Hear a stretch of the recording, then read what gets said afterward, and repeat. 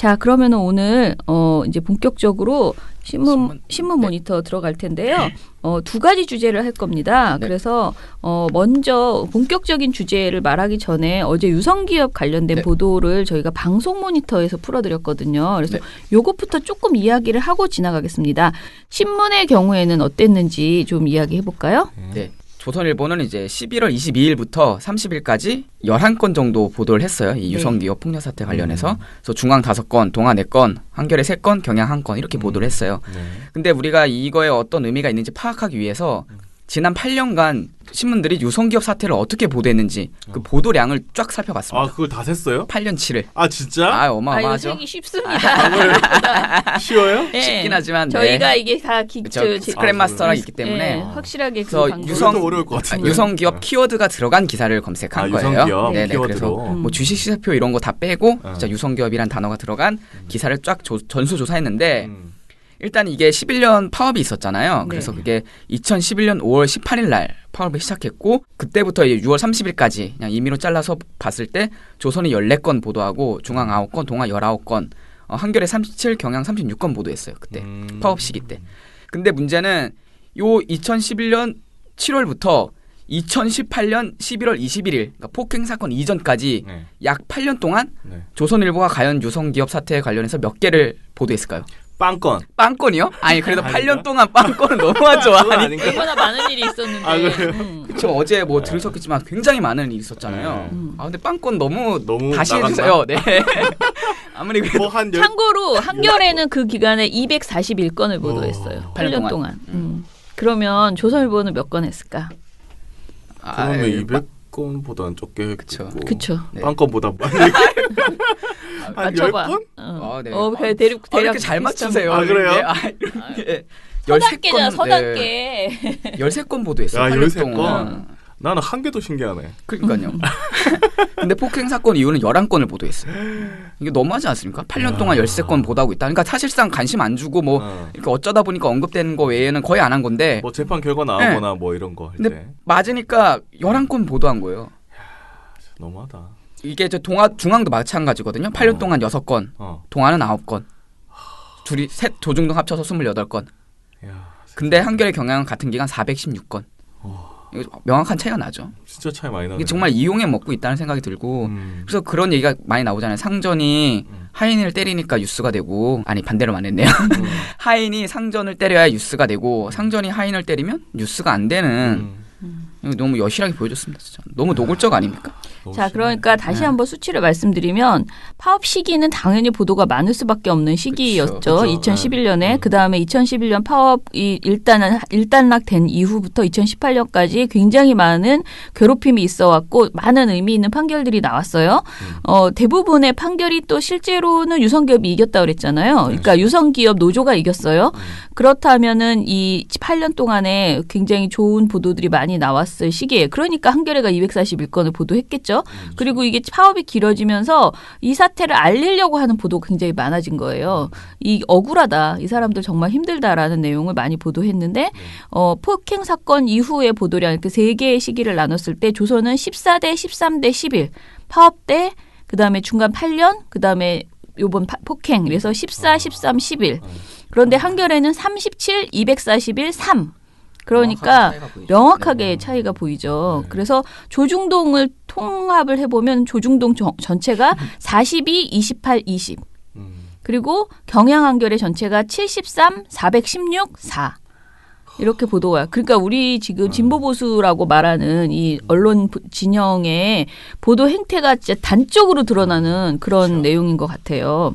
자, 그래서 굉장히 일단은 보도량이 이번 사건에서 많았다라는 건 사실이에요. 경향 한겨레는 4건밖에 안 했는데 지금 조중동은 20건을 보도를 했으니까 그러면은 보도의 내용은 어떻게 나빴던가 요거를 대표적으로 조선일보 보도를 가지고 이야기를 해보겠습니다. 네. 조선일보는 왜 이번 사건이 일어났는지 살펴보기보다는 자극적인 단어를 써가며 노조에 대한 적대감만 드러냈다라고 볼 수 있는데 대표적인 게 28일 날 그 일면 보도예요. 제목이 야만적이고 잔혹하게 임원 구타 이렇게까지 하는 게 노조입니까? 라는 제목에서 이미 제목에서부터 야만. 제목 너무 멋있게 짓지 않았어? 정말 네. 이 야만적이고 잔혹하게 임원을 구타했대. 이게 지네들이 한 그 정말 이 사측이 한 야만적이고 잔혹한 것이 무엇인지는 그동안 말하지 그렇죠. 않다가 그리고 또 그 와중에 존댓말을 써요. 이렇게까지 하는 게 노조입니까?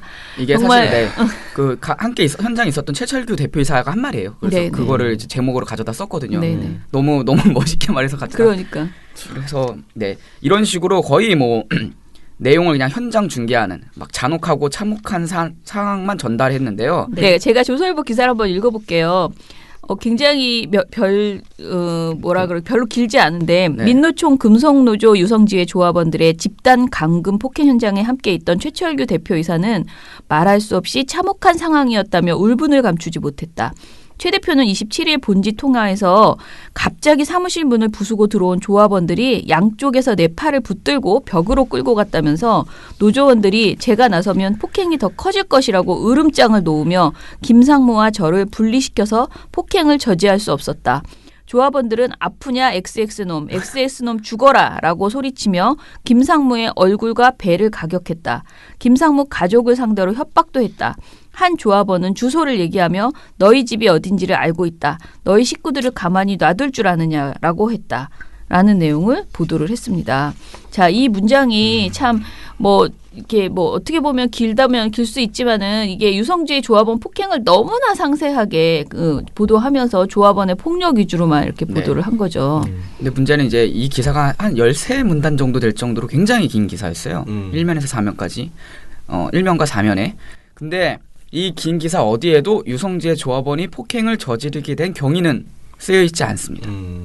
알 수가 없어요. 그냥 때렸다. 끝.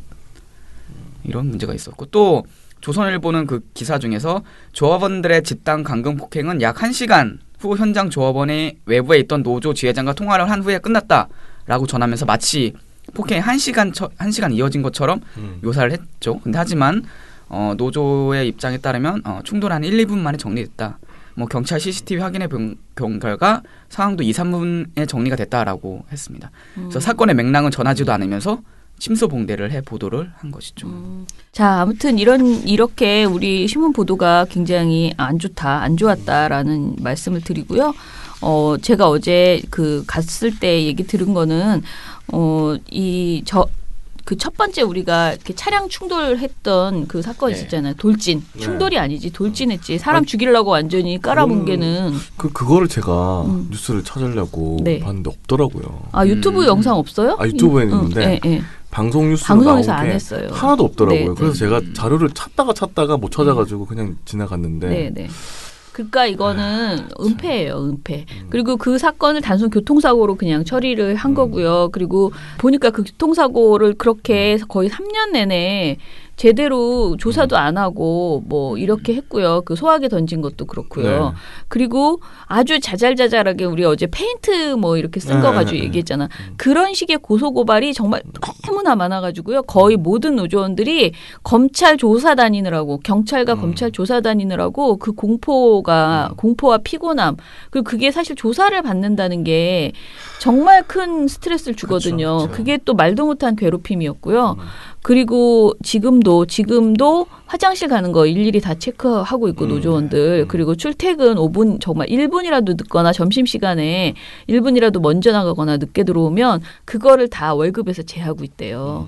근데 사실 그게 워낙 지각하는 사람도 없고 그걸 워낙 관리를 하니까 실제로 월급이 깎이는 사람도 없대. 그런데 그거를 그렇게 계속 체크를 하면서 계속 따라다닌다. 일종의 괴롭힘을 하는 거예요. 그 1분 지각하면 얼마 깎습니까 그러면? 그 시간 그거만큼 계속 시급에서 나누기 해가지고. 너무 치사하다 진짜. 근데 몇백 원이잖아요 그러면. 그러니까 저는 솔직히 저도 관리의 여왕으로서 참 이게 그런 게 필요할 때도 있다고 생각해. 그런데 이거는 말도 안 되는 괴롭힘. 완전히 그러면 정말 완전 대표적인 직장 내 괴롭힘으로 지금 보이는 일들이 너무 많았던 거예요.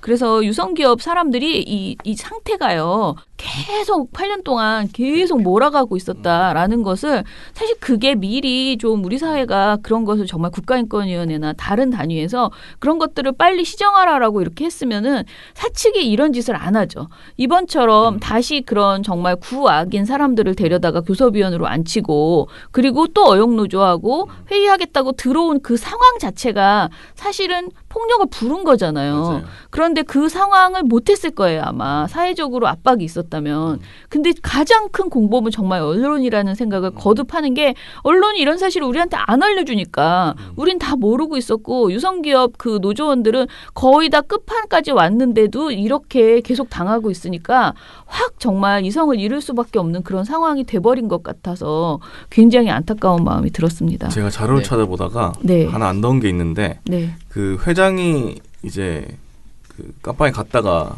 네, 출소를 네. 했잖아요. 네. 출소하면서 담화문을 발표했는데 네. 그때부터 예견이 돼 있더라고요. 그러니까요. 담화문 자체가 네. 우리는 그대로 갈길 간다. 네. 그런 식으로 딱 적혀 있어. 나는 운이 없었을 뿐이다. 너희들 두고 봐라. 거의 이런 태도로. 그런 식으로 담화문이 네. 나왔으면 사실 네. 언론에서 먼저 그걸 보도를 했으면 그러니까. 그걸 막을 수도 있었다는 생각이 들더라고요. 네. 아, 너무 아무튼 안타까운 일입니다. 네.